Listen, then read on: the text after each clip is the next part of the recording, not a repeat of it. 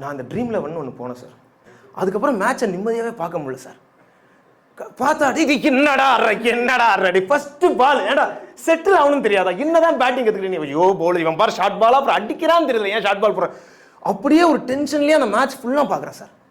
20 கோடி ரூபா வாங்கின பேட்ஸ்மேன் ஜாலியாக டக் அவுட்டில் உட்காந்து சிரிச்சிட்டு இருக்கான். 200 கோடி ரூபா இன்வெஸ்ட் பண்ண நீதான் பண்ணி கேமரா ஃபோட்டோ போஸ்ட் கொடுத்துட்டு இருக்கான். 49 ரூபா.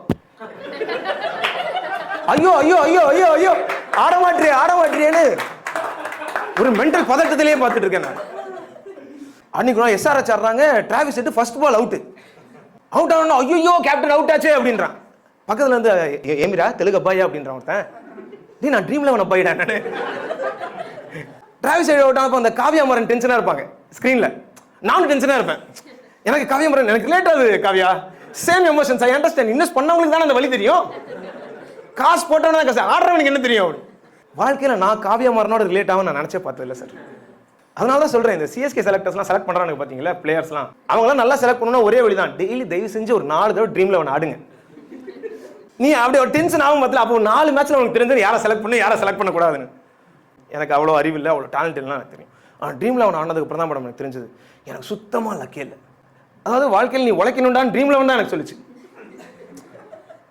ஒரு பெட்டிங் ஆப் சொல்லுமா நீங்க உழைக்கணும்னு, நீங்க தோத்துக்கிட்டே இருந்தீங்கன்னா சொல்லு நீ உழைக்கணும்டா அப்படின்னு.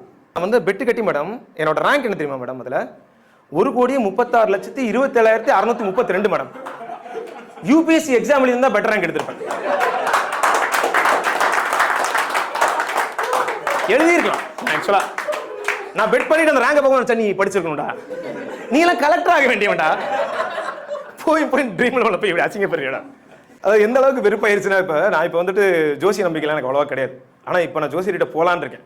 போகும்போது டிராவிஸ் ஹெட் ஜாதகத்தோட, ஜோசியர் இன்னைக்கு ஒரு செஞ்சுரி அடிப்பாரா இல்லையா மட்டும் பார்த்து சொல்லுங்க, என்னை விடுங்க நீங்க அதில் சொல்லுங்க அப்படின்னு. இந்த ஜோசியம்லாம் உண்மைனா நிஜமாவே அவ்வளோ சூப்பராக கணிக்க முடியுமா?